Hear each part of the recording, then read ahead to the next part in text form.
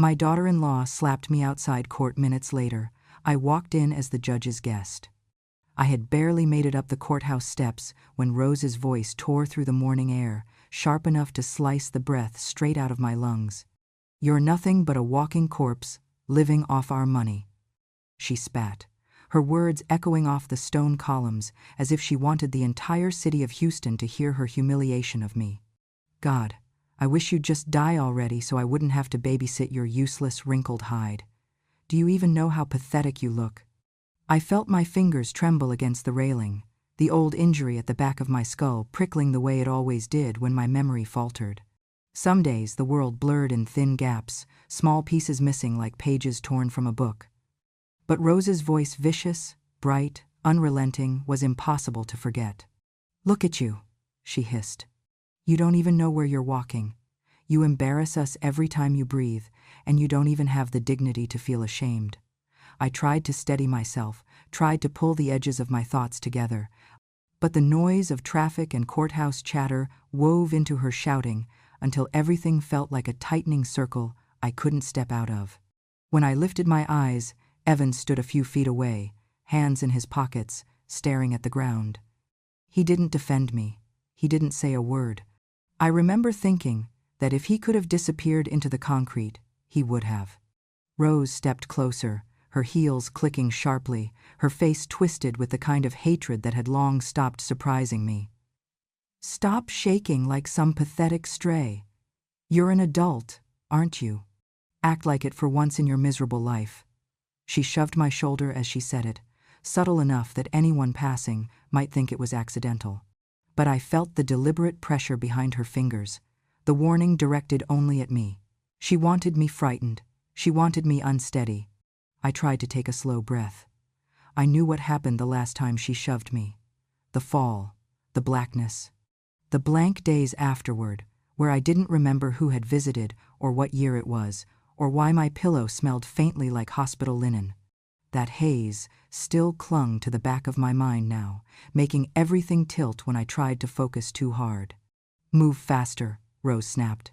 "The judge's time is worth more than your entire existence." And then she stepped directly behind me as I approached the top stair.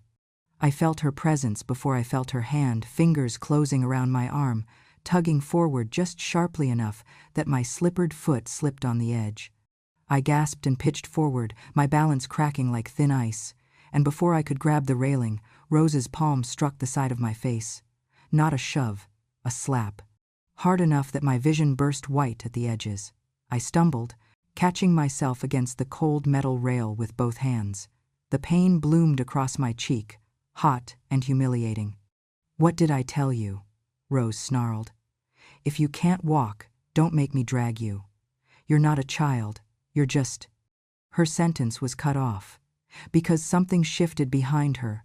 A voice, steady, deep, crisp with authority, cut through the air like a blade drawn from its sheath. "That is enough." Rose froze. Her whole body stiffened, her painted smile collapsing into something flat and stunned. I blinked and turned my head slowly, still holding on to the railing as if it were the only thing keeping me upright.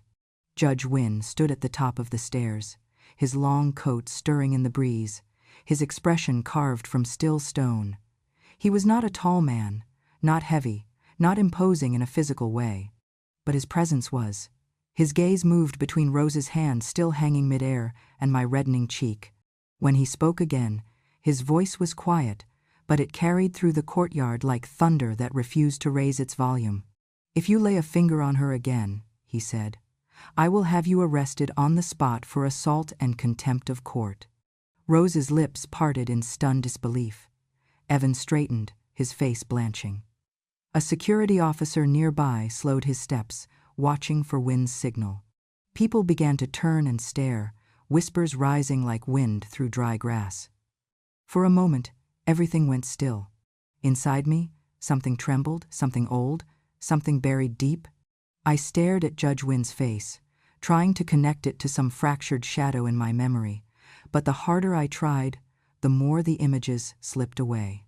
Names, places, smiles blurred like watercolor left in the rain. He looked at me like he knew me well. A familiarity flickered in his eyes, one I desperately wished I could reach, like a door in my mind that remained locked from inside. But the injury that had rattled my mind months ago had taken pieces of my past I still couldn't retrieve. A familiarity flickered in his eyes, one I desperately wished I could reach, like a door in my mind that remained locked from inside. If you feel justice deserves celebration, smash that hype button. Let us keep stories like this alive, echoing far, far away. Your support helps us bring understanding and love to those who deserve it. Thank you so much. Keep listening. Judge Wynn stepped closer to me, not touching, but placing himself between Rose and the railing. Mrs. Antoinette, are you hurt? He asked. And there was an undertone there, gentle, protective, wrapped in something that felt like recognition, but I couldn't reach the memory it belonged to. I shook my head slowly, more uncertain than confident. His eyes softened for a heartbeat, then hardened again as he turned toward the clerk who had followed him out. Take her inside, he instructed calmly. Now, she'll wait in my private conference room. Yes, Your Honor. Rose's mouth twisted. You can't just... Wynn lifted one eyebrow, a tiny motion that carried a warning. Rose finally understood. She snapped her jaw closed, her face paling back to the shade it held when she lied or when someone with true authority stood in her way. Evan lowered his eyes to the ground. For one fleeting second, I saw something like shame flicker across his face. The clerk guided me gently toward the glass doors. Behind me, Rose sputtered under her breath, blocked from following, blocked from controlling the next minutes of my life for the first time in years. As the doors closed behind me with a soft, final click, I felt the world shift, not violently, not suddenly, but with the quiet certainty that everything that came next would no longer belong to Rose's control. I didn't know why Judge Wynn had stepped in. I didn't know why he had looked at me with familiarity. I didn't know what part of my past had slipped beyond my injured memory. But I knew one thing clearly. Something she never expected had just begun. I have lived long enough to learn that hatred rarely begins with a single moment. It grows the way cracks spread through old porcelain, slow and invisible, until suddenly everything shatters and people swear it happened all at once. Evan did not begin life resenting me. He was a quiet child, gentle, sensitive, the kind of boy who cried when I left for work, but always waited by the window until I came home. The change began with his father, long before Rose sharpened it into something deadly. My husband used to say things in a casual tone that never felt casual. Your mother loves her patients more than she loves you, he would tell Evan when I worked late shifts at the hospital. Look at her always running after strangers while you sit here waiting. He said it with a bitter smile, one he thought Evan couldn't understand, but children understand more than adults ever admit. I came home exhausted from saving someone's life, but what my son heard was that I chose strangers over him, and eventually, he believed it. The cruelest part is that Evan doesn't remember the day I saved him. He remembers only the embarrassment, not the terror. He had been playing with two boys from the neighborhood, daring each other to cross the street without looking. When he stepped out in front of a truck, I saw it before anyone mothers always do. I ran, grabbed him by the collar, yanked him back so hard we both fell onto the sidewalk. My heart was pounding so violently I could taste metal on my tongue, but his friends were watching, and panic came out as anger. I scolded him for crossing without checking, my voice too sharp, too loud. I held him afterward, I remember that part, but what stayed with him was the humiliation, not the rescue. In his memory, I yelled at him in front of his friends. The truck, the near death, the shaking hands, all erased. As he grew, so did the distortions. My night shifts, which paid for his textbooks and his summer science camps, became proof that Mom was never around. My exhaustion became, Mom doesn't care enough to try. His father fed those thoughts like dry wood into a fire he never intended to put out. And then Rose stepped into his life. From the beginning, she assessed me the way people inspect a house they might want to demolish, noting the weaknesses, the places she could break without leaving obvious cracks. She was beautiful, ambitious, and angry in the way people become when they feel the world owes them more than they've earned. She studied Evan with hungry eyes and discovered the insecurity his father had planted years before. Once she found it, she watered it every single day. "She works as a nurse because she failed at everything else," Rose would whisper to him, just loud enough for me to hear, but soft enough for Evan to think she was only venting. "Your mother is drowning you. You could have your own house if she wasn't clinging to life out of spite." "She's poor, Evan, poor and old. If she passed on, we could finally start living." Rose didn't hate me for things I had done. She hated me for the things I refused to give her. I had no idea then that saying no was enough to make me her enemy forever. A few months later, she asked to borrow money for a cosmetic procedure, a nose surgery she claimed she deserved after all the stress I put her through. I didn't have the savings, and even if I did, I wasn't going to fund her vanity. She carried that refusal like a burning coal she never put down. But the moment that sealed her hatred, the one she brought up again and again afterward, was the day Evan threw a rock through the neighbor's window. I marched him over to apologize, made him admit his mistake. Rose later pulled me aside and hissed, "You humiliated him. A real mother protects her son. You just love making him look weak." I tried to explain that accountability was love. She walked away before I finished the sentence. Over time, those seeds became a forest of resentment. And then came the fall. When I woke up, days had been carved out of my mind like pages torn from a diary. Rose told Evan I slipped. Evan believed her. I forgot the truth. In the end, the cruelty didn't begin with a slap outside the courthouse. It began with the small, deliberate ways my history was rewritten, until my own son saw me not as his mother, but as the obstacle Rose convinced him I was. And I didn't remember any of it until the day someone finally protected me again. I used to think the worst humiliation in my life was behind me the day Rose slapped me on those courthouse steps, but as I stood inside the hallway waiting for Judge Wynn's clerk to return, I could hear the noise from outside, the sound of people laughing. Laughter always travels farther when it's aimed at someone who's already wounded. Through the thin glass of the courthouse door, I saw Rose standing with a small cluster of her friends, her arms crossed, her smile wide and vicious. She tossed her hair back the way she always did when she wanted attention, and her voice carried like a knife sliding under a door. "She's practically brain dead at this point," Rose bragged. "Getting her to hand over the house is going to be easier than teaching a dog to sit." Her friends laughed, loud enough that some of the attorneys walking by turned to stare. One of them, a woman in a red blazer, snorted and said, "Honestly, Rose, that old hag should have broken her neck the last time she fell. Would have saved you the trouble." Another chimed in, "Imagine still being alive just to be a burden. Couldn't be me." I felt a coldness crawl up the back of my neck. But those memories didn't stay steady. They flickered like a faulty light, leaving me unsure what was real and what my mind filled in on its own. I tried to focus, tried to breathe, but voices echoed again, this time Evan's. He wasn't laughing like Rose's friends. He stood apart, leaning against the stone column outside the courthouse, speaking to a man I didn't recognize.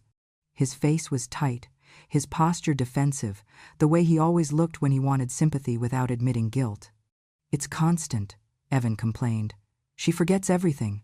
She wanders. She costs money we don't have. People act like I'm the bad guy, but she's the one making life hell for me and Rose." The man nodded sympathetically, and Evan shook his head, lowering his voice even though I could still read his lips through the window. "If she would just stop dragging things out, maybe Rose and I could finally move on." Move on.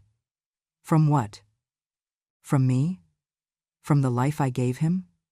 From the woman who worked herself sick so he could have shoes, books, braces, and every single chance his father never provided? My chest tightened. I touched the side of my temple, the place where the slap still burned. I didn't understand how resentment could grow this large, or how blindness could last this long. And then Avery Cross appeared around the corner. Avery had lived next door to us for years. Younger than me by decades, but kind in a way people rarely are anymore. She had brought soup when I was sick, helped me carry groceries when Evan didn't come to the door, and once patched a scrape on my knee after I tripped on the back step. She always noticed things, even when she pretended she didn't. She saw the commotion outside the courthouse, and her eyes narrowed. She walked straight toward me, slipping inside the hallway through the side door. Her voice was low when she spoke. "Are you all right?" I nodded, though we both knew it wasn't true.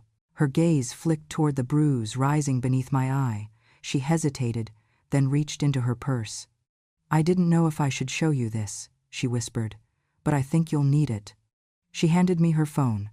On the screen were photos grainy, taken from a distance, but unmistakable. Rose standing over me in the backyard weeks ago, yelling, one hand gripping my shoulder. Another photo captured her shoving me as I reached for the laundry basket. A third showed me on the ground, clutching my arm, while Rose walked away, unfazed. "I heard you cry for help that day," Avery said softly. "But by the time I reached the fence, Evan was telling you to stop making a scene. I took photos because something felt wrong." My breath trembled. I didn't know whether to thank her or collapse. As I lowered the phone, something slipped from my purse, a small, folded piece of paper I didn't remember writing. I blinked, picked it up, and unfolded it slowly. The handwriting was my own. "Don't let me forget the time she pushed me." The ink was wobbly, as if written with shaking hands. At the bottom, smeared but legible, were 3 more words. "She'll do it again." My heartbeat thudded in my ears. I didn't remember writing that note. But something inside me, the part that survived every fall, every insult, every shove disguised as an accident, knew it was the truth. And for the first time, I wondered if forgetting was the only thing keeping me alive. When Judge Wynn asked me to sit, his expression was steady. But there was something else beneath it, concern. Yes, but also a quiet recognition that unsettled me. I still couldn't place where I knew him from, and the gap in my memory throbbed like a bruise, making everything feel further away than it should have been. He folded his hands on the table and said gently, "Mrs. Antoinette, if there is anything you want the court to know before your hearing begins, now is the time to speak." His voice was calm, but I felt its weight press against the shaky corners of my mind. I reached into my purse with hands that trembled more from fear than age. I took out the small, worn notebook I hadn't dared to show anyone. I placed it on the table, its cover cracked, its pages dog-eared from years of being opened and closed in secret. I don't know if any of this will make sense," I said, "because I don't remember writing some of it. But I know it's mine." Judge Wynn nodded once, encouraging, and I opened the diary. The handwriting was uneven, shaky like someone fighting through fog, but the words carved themselves into the air between us. I read pieces aloud because my voice needed to hear them as much as he did. One line read, "She pushed me near the porch. I don't remember falling. I remember her smile." Another, "I heard Evan say it's better if I forget. I don't understand what I am forgetting." Another page, the ink distressed as if the pen had been pressed too hard, said, "She wants the house. They talk about it when they think I sleep. I pretend to sleep." Judge Wynn's brows tightened. He didn't interrupt. I turned to a page I didn't recall writing at all. "If I forget everything, please let someone believe I was telling the truth. Someone has to remember for me." My throat tightened painfully. He reached for the notebook, not snatching it, but receiving it like something fragile he had the duty to protect. As he skimmed the entries, his jaw shifted subtly, and the softness in his eyes thinned into something sharper. I wasn't done. "There's something else," I whispered. I took out the old phone, the one my husband had set up years before he passed. He always worried about me being alone, so he installed an automatic recording function. It turned on whenever the microphone detected raised voices. I had forgotten that feature existed until I found the phone buried under blankets in my drawer 2 nights earlier. The screen was cracked, the battery weak, but the recordings were still there. I placed it in front of Judge Wynn. It recorded things, arguments, moments I didn't even know were being saved. He unlocked the file list, then looked at me silently, asking permission. I nodded. He pressed play on the first recording. Rose's voice burst out sharply. "You think I'm going to wait forever? Just sign the damn house over and stop dragging out your miserable life." The judge's face didn't move, but something in the room did. The air felt different, heavier, as if the walls themselves stiffened. Another clip clicked on. Evan's voice, lower but unmistakable, said, "If she falls again, it'll solve everything. She's old. Falls happen." I closed my eyes. I didn't remember that conversation, but hearing it confirmed something deep inside me that I had been trying to reason away. Another recording began. Rose hissed through clenched teeth. "One little push on the stairs. Just one. She won't even know what happened." Judge Wynn paused the playback slowly, deliberately, as though he needed a moment to keep his expression controlled. He leaned back in his chair, exhaling through his nose, the sound quiet but sharp. "Mrs. Antoinette," he said, "did you show any of this to anyone else before today?" I shook my head. "I found the phone by accident. I don't even know how long it's been recording. I didn't know if it meant anything." "It means a great deal," he said, and for the first time there was no gentleness in his tone, only resolve. He lifted the diary again, flipping through pages he had not yet seen. When he looked up, his eyes had changed completely. The mild concern was gone. In its place was a cold, judicial focus, one that belonged not to a friend I had forgotten, but to a man who had just realized the elderly woman in front of him might not be safe at home for reasons far darker than memory loss. "This is no longer a family disagreement," he said quietly.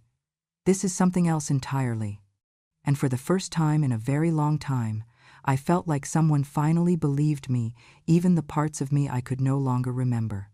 Judge Wynn asked his clerk to escort me into a smaller conference room behind the courtroom, a quiet space with dim lighting and walls covered in framed certificates I couldn't focus on. I followed slowly, my steps careful, my mind clouded with the same haze that had taken hold ever since the fall that damaged my memory. Wynn closed the door behind us and sat across from me, the distance between us feeling both too small and impossibly wide. There was a look in his eyes, a mixture of recognition and sorrow, that made something inside me twist even though I couldn't place him in any memory I still possessed.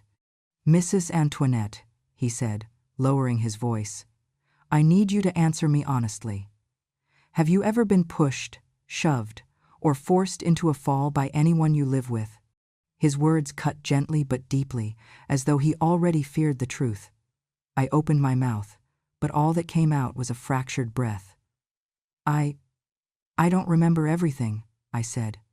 "Sometimes I see pieces, but they don't stay long."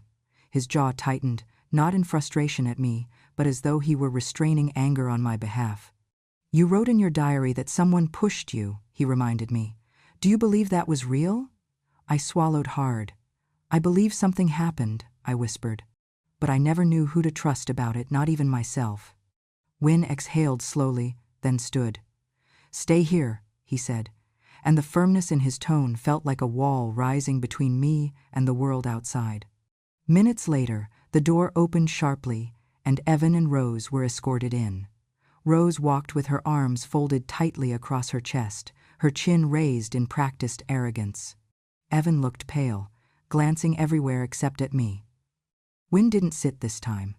He stood at the end of the table, his presence filling the room with an authority that overshadowed all of us. "I have questions," he said, "and both of you will answer directly." Rose scoffed, but Wynn didn't give her space to speak. "First," he said, "why does the power of attorney filed under your names contain a signature that matches a scanned image rather than an in-person signature?" The forensic technician already flagged it. Evan blinked, his mouth opening and closing without sound. Rose jumped in first. "She probably forgot she signed it," she snapped. "She forgets everything." Wynn's glare cut her off so sharply her voice died mid-sentence. He continued, "Second, a neighbor's outdoor camera captured multiple instances of yelling and demeaning behavior directed at Mrs. Antoinette. Why were you screaming at her on at least 6 documented dates?" Rose's face drained of color. "She's old," she snapped. "She needs to be told what to do, or she'll mess up the entire house." "That's not abuse. That's structure." Wynn's expression hardened further.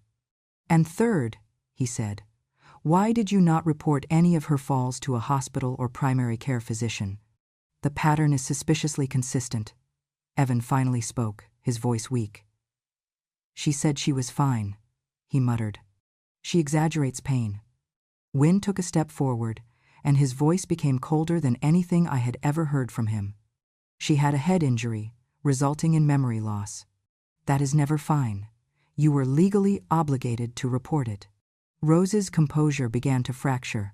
She kept shifting her weight, her fingers twitching, her eyes darting toward Evan as if begging him to rescue her. "This is ridiculous," she hissed. "She's confused. She's always confused. She makes up things. You can't trust a single word that woman says." She pointed at me as though I were a defective object she wanted returned. "She's trying to ruin us because she likes playing the victim." Wynne slammed a folder on the table, not violently, but decisively enough that the sound made Rose flinch. "Enough," he said. "Mrs. Antoinette may forget events due to trauma. That does not invalidate the evidence." Then came the moment I hadn't expected, the moment everything shifted. Wynne straightened, his posture tall and unwavering, and said, "Given the contents of the diary, the recovered recordings, and your behavior at the courthouse steps this morning, this court will open a formal investigation into elder abuse, coercion, and potential financial exploitation." Rose opened her mouth to scream, but no sound came out. Evan dropped his gaze to the floor. "This is not optional," Wynne continued. "Until the investigation concludes, Mrs. Antoinette will not return to your home. She will be placed under temporary protective supervision."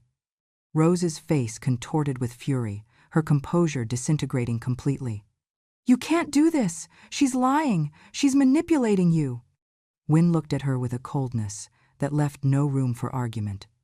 "If you raise your voice again," he said, "I will hold you in contempt of court and have you removed immediately." And for the first time since my memory began failing me, I felt something sharp and bright inside my chest. Safety. The courtroom felt colder than the hallway outside, a kind of cold that settled into my bones, even though the air wasn't actually chilly. Judge Wynne instructed the bailiff to seat me near the witness stand, but he didn't call on me yet. Instead, he said, "Before we proceed, the court will review newly submitted evidence." His voice carried a weight that made the room fall into immediate silence. I folded my hands together, tightening them in my lap as though they were the only solid thing keeping me steady. Rose sat across the aisle, her ankles crossed, her jaw clenched so tightly the muscles pulsed along her cheek. Evan kept his gaze fixed on the floor. I could see his knees bouncing restlessly. They didn't look like a married couple anymore, but like two people waiting for the ground to open and swallow them. Then the courtroom door opened. Avery Cross stepped inside. Her presence was quiet but firm, the kind of presence that did not need noise to be felt. She carried a simple brown envelope pressed against her chest as she approached the clerk's desk. Rose's lips parted first in confusion, then in recognition, and finally in dread. Wynne gestured for Avery to take the stand. Avery lifted her right hand, swore in, and sat down. Her voice trembled at first, but steadied with every sentence. "I live next door to Mrs. Antoinette," she said. "I've heard things, seen things, things I didn't understand at first." The clerk passed the envelope to Wynne. He opened it, eyes scanning each photograph with slow precision. Then he held the first one up, a clear image of Rose leaning over me at the backyard fence, her mouth twisted in a scream while my face looked small and frightened. Rose shot to her feet. That was taken out of context. "Sit down, Mrs. Whitcomb," Wynne commanded, and she dropped back into her chair as though the words had weight. A second photograph was displayed, Evan standing at the kitchen doorway, arms folded, while I lay on the tile after one of my accidents. He made no move to help in the picture. His expression was empty, indifferent. A murmur rolled through the courtroom. Avery continued, voice cracking. "There were nights I heard her call out for help. I knocked on the door, but they never let me in. Once I saw Mrs. Antoinette try to climb the porch step and fall backward." Rose laughed. Evan walked inside. My chest tightened so sharply I had to grip the arms of my chair. Wynne leaned forward. "Why didn't you report this sooner?" Avery swallowed. "She always told me she was fine, and I thought Maybe it wasn't my place. But then she started looking, afraid. She blinked fast. So, when I heard shouting this morning, I followed her to the courthouse. Rose muttered under her breath, "Stupid, meddling bitch." Wynne heard it. "Mrs. Whitcomb," he warned, "you are making this far worse for yourself." For the first time since this nightmare began, I felt a flicker of power shift away from the people who had controlled my life and toward the truth. Wynne set the photos down and picked up the diary I had turned in earlier. Its pages were worn and creased. The handwriting slanted unevenly from the tremor in my hands during those months I could barely remember. He cleared his throat. "These entries," he said, "were written before Mrs. Antoinette's memory loss." He began reading. "March 12, I heard them whispering about selling the house once I'm gone." "I don't know what that means." Evan's head snapped up. His lips parted as if he wanted to object, but nothing came out. Wynne read another. "April 2, I feel dizzy again. Rose said it's normal for old people. But I saw her watching the stairs as I climbed." Rose crossed her arms, staring straight ahead, refusing to react. Then Wynne's voice softened, but the softness made every syllable cut deeper. "May 19. I think they want me dead. I don't want to believe it, but the way they talk when they think I cannot hear, it scares me." A hush fell across the courtroom, so complete I could hear the ticking of the wall clock. Evan's shoulders folded inward.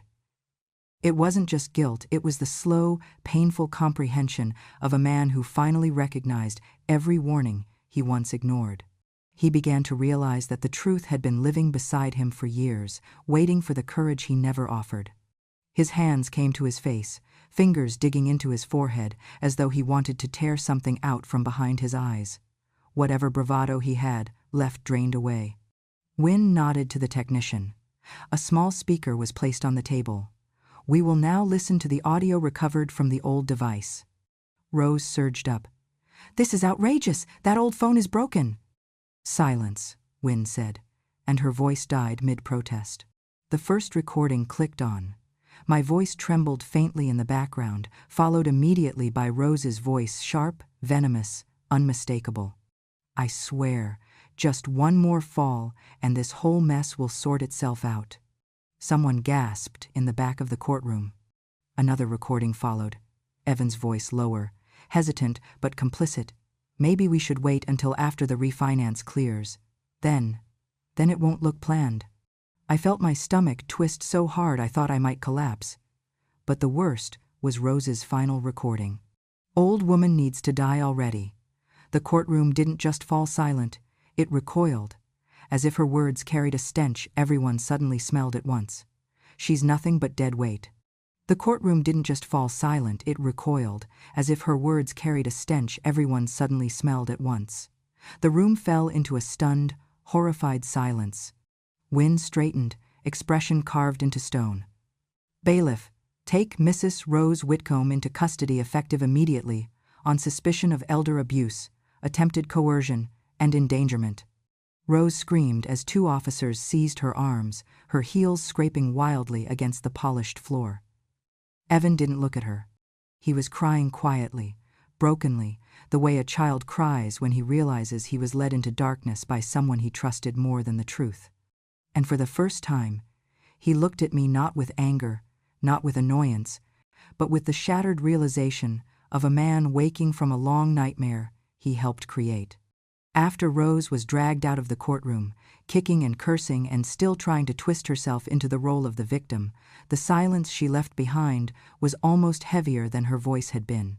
I sat there with my hands folded, feeling the tremble finally leave my fingers, as though my body was realizing it no longer had to brace for another blow. Justice was slow, yes, but at least it had finally found its way to the right doorstep. The days that followed were a blur of hearings, interviews, filings, and statements. Yet every step of the legal process felt strangely steady beneath my feet, as if I were walking on solid ground for the first time in years. Rose's charges multiplied once investigators reviewed all evidence: elder abuse, attempted assault, financial coercion, document forgery, and reckless endangerment. The district attorney added an enhancement because I was considered a vulnerable adult under Texas law. When the sentencing finally came, she stood in court wearing a cheap gray jumpsuit, her hair uncoiled, her face drawn and tight from sleepless nights in the county jail. She didn't look like the woman who once slapped me with manicured nails or who strutted through the house as though the walls themselves bowed for her. The judge read the sentence in an even voice: 18 to 25 years in state prison, depending on her behavior and cooperation. Rose's knees almost buckled. She screamed my name like a curse, shouting that I had ruined her life. I simply looked back at her with the calm I had earned through suffering and said nothing. There was nothing left to say. Those years were not stolen from her. She had carved them out herself. Her parental rights, if she ever had any intention of being a mother, were terminated within the month. And when she was led away in handcuffs, she did not look like a villain anymore. She looked like a small, furious shadow who finally ran out of darkness to hide behind. My son's consequences came differently. He did not go to prison. The prosecution recognized that Rose was the mastermind, the one who manipulated, threatened, and filled his head with promises of a future built on my absence. But manipulation does not excuse participation, and Evan had participated by silence, by indifference, by convenience. He received 3 years of community supervision, mandatory counseling, and 200 hours of community service in a senior care program. The irony was cruel but fitting. He tried to speak to me after the sentencing, but for the first time in my life, I realized I had no obligation to soothe the pain he had created. He cried a quiet, stuttering cry that made him look like the little boy I once rescued from the street all those years ago. He apologized, over and over, but every apology felt like water poured over ashes, too late to revive what had burned. He also lost every legal claim to my estate. Wynne made sure my revised documents were ironclad. The house, the savings, everything I had built, all of it was protected from him. I could see the acceptance settle slowly over his face, like a man finally understanding that consequences are not the same as cruelty. He told me he hoped someday I would forgive him. I told him forgiveness wasn't impossible, but reconciliation was no longer on the table. Some things you survive, some things you outgrow, and some things you walk away from forever. Avery stayed by my side through every meeting, every hearing, every doctor visit. She brought casseroles, blankets, and the gentle reassurance of someone who understood what it meant to be frightened and alone. Her presence became a kind of warmth I didn't know I had been starving for. Judge Wynne helped me navigate everything else: housing, financial protections, medical follow-ups. He moved with the quiet steadiness of a man who believed he had failed me once and refused to fail me again. He insisted on checking in personally until I was fully settled, never crossing boundaries, only protecting what he called a debt of childhood friendship. For the first time in years, I felt held, not by obligation, not by blood, but by choice. That, I realized, is the truest form of family. And as Rose sat behind bars and Evan swept the floors of a nursing home on weekends, I finally breathed a full breath, without fear, without hesitation, without looking over my shoulder. Justice had arrived. And it stayed.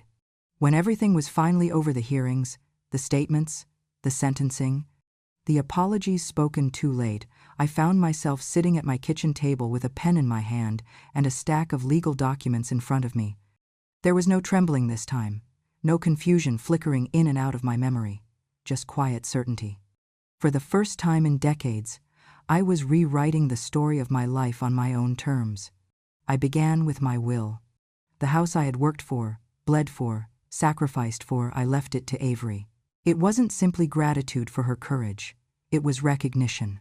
She had protected me when my own family would have gladly watched me fall. Kindness like that deserved a legacy.